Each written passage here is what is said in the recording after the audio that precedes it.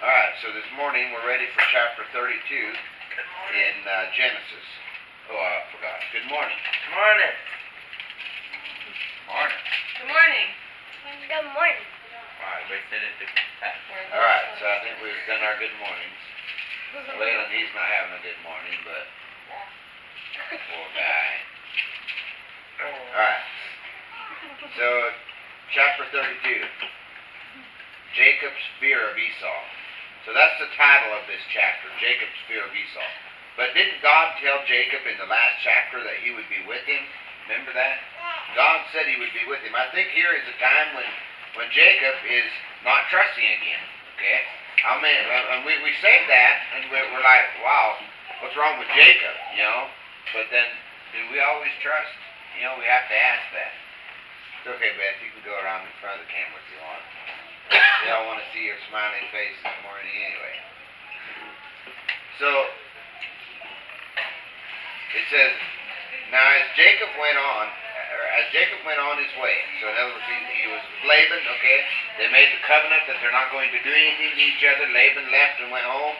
And it says, now as Jacob went on his way, the angel of God met him. Jacob said, when he saw that, it says the angels, more than one, the angels of God met him. Jacob said when he saw them, this is God's camp. So he named the place, wow. Huh? Mahanaim, according to Waylon. Then Jacob sent messengers before him to his brother Esau to the land of Seir, the country of Edom. He also commanded them, saying, thus you shall say to my lord Esau, thus say your servant Jacob, I have sojourned with Laban, and stayed until now. I have oxen and donkeys and flocks, and male and female servants. And I have sent to tell my lord that I may find favor in your sight. He's afraid of him, obviously. He's trying to bribe him, okay? He's letting him know that he has all kinds of possessions, and he is prospered, and he is wanting to let Esau know, his twin brother Esau is who this is, okay? He's trying to show him how big and powerful he is, but at the same time, he's scared to death of him, okay? Verse 6 says, the messengers returned to Jacob, saying, we came to your brother Esau, and furthermore, he is coming to meet you, and 400 men are with him. Then Jacob was greatly afraid and distressed. And he divided the people who were with him, and the flocks, and the herds, and the camels, into two companies. For he said, if Esau comes to the one company and attacks it, then the company which is left will escape. And he was convinced, of course, remember when he left 20 years ago now, Esau had said he was going to kill him. Because he had stolen his birthright, right? And so Jacob was convinced that maybe he was going to kill him. So why should Jacob not have been worried? God said he'd be with him. What has God promised? In the same way, what has God promised Christians? Matthew 28, right? Very last verse. I will be with you to the end of the age. He will always be with us. He will always, we don't have to worry about that. He will always be with us. He has already decided exactly the day, the time, the moment, the way, everything about your death. That was decided before the foundation of the world. He had already decided all that, and really worrying about it does absolutely nothing for you. It doesn't change it. You can worry about it. You can pray about it.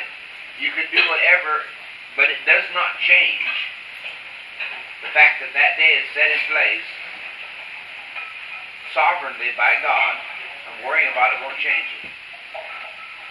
In the same way with Jacob here. God had already decided exactly, and he had even personally promised him that he would be with him. And so really worrying doesn't change anything, does it? And so, verse 9 says, Jacob said, O God of my father Abraham, and God of my father Isaac. I guess I would have at this point been claiming him as my own God. After he had talked to me personally, he came to me in dreams, came to me in visions, talked to me. I would be calling him my God. Well, they seem to do that a lot. I wonder if they Yeah, they did that. What? They did what? Called him the God of my father. I was gonna say they don't. I don't really know anywhere in the Bible where they talk about where they say my God. In the New Testament, I meant in the Old Testament, everybody pronounced it as their father's. Right, the God of Jacob, and the God of Isaac, the God of Abraham. You know, here Jacob doesn't call it the God of Jacob; he calls it the God of my father Abraham, my father Isaac. But anyway, he calls him that. He says, "O Lord, who said to me, return to your country, to your relatives, and I will prosper you."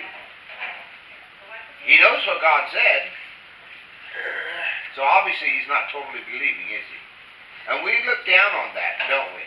We were like, well, man, what's wrong with him? You don't even believe God. Well, do we truly believe God sometimes?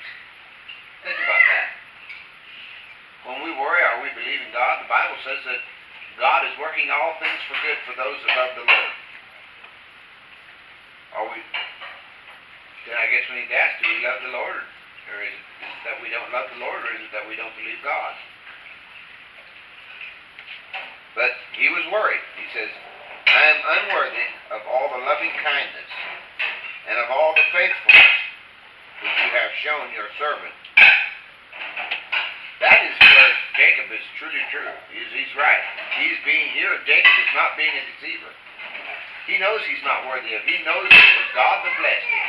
It was God that gave him the things he gave him. It was God who gave him all his flocks and his servants, his male and female servants, and everything he has, he knows God gave it to him. And he's being honest about that.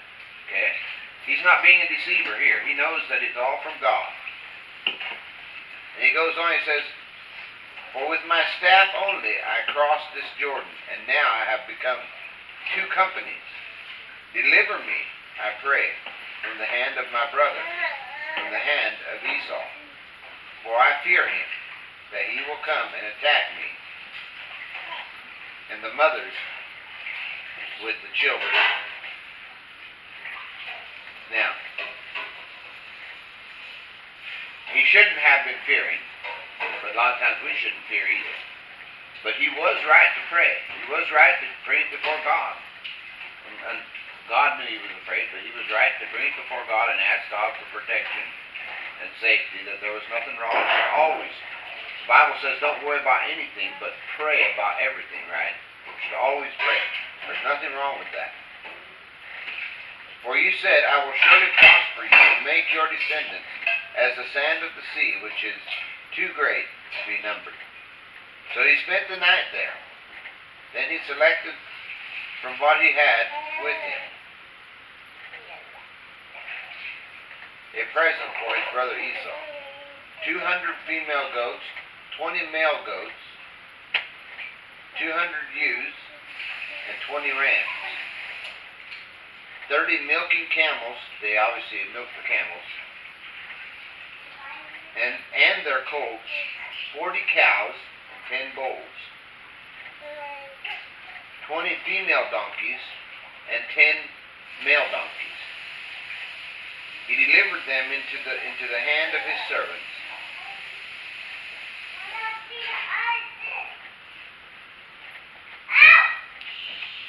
Every drove by itself, and said to his servants, pass on before me, and put a space between droves.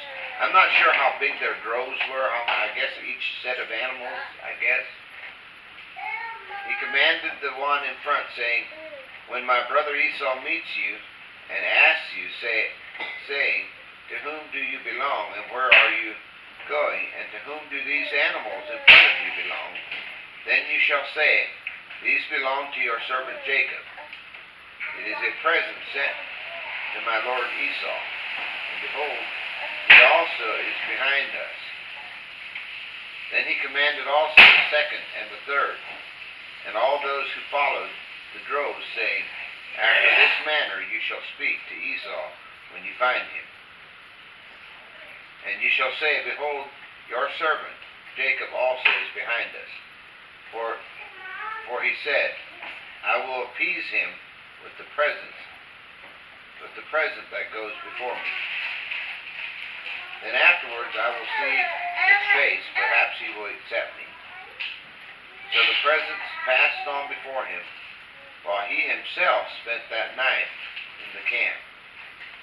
And he arose that same night, and took his 2 wives and his 2 maidservants, and his 11 children, and crossed the ford of the Jabbok. I don't know. Jabbok. Jabbok. And took them and sent them across the stream. And he sent across whatever he had. So he has put all his stuff between him, including his wife and children, between him and Esau.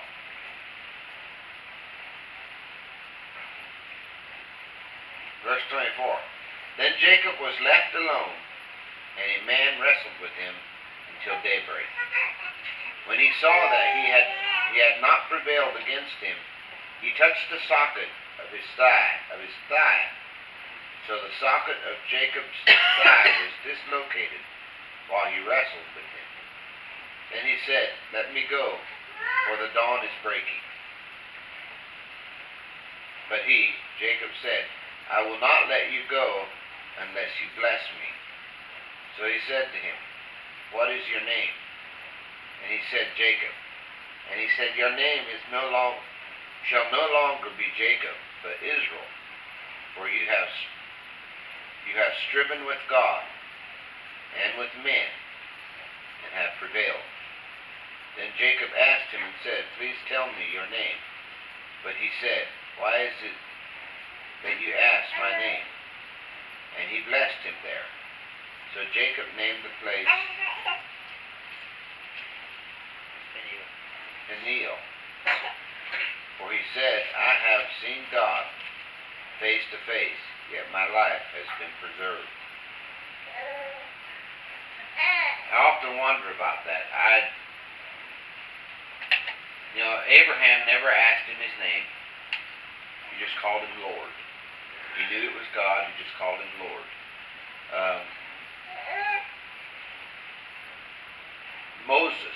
Jacob asked his name here, but Moses insisted on knowing his name at the burning bush in Exodus. But before Exodus, he never gave a name. But the name he gave for himself is I am. Verse 31 says, Now the sun rose upon him, just as he crossed over Peniel, and he was limping on his thigh. Therefore to this day the sons of Israel do not eat the sinew of the hip, which is on the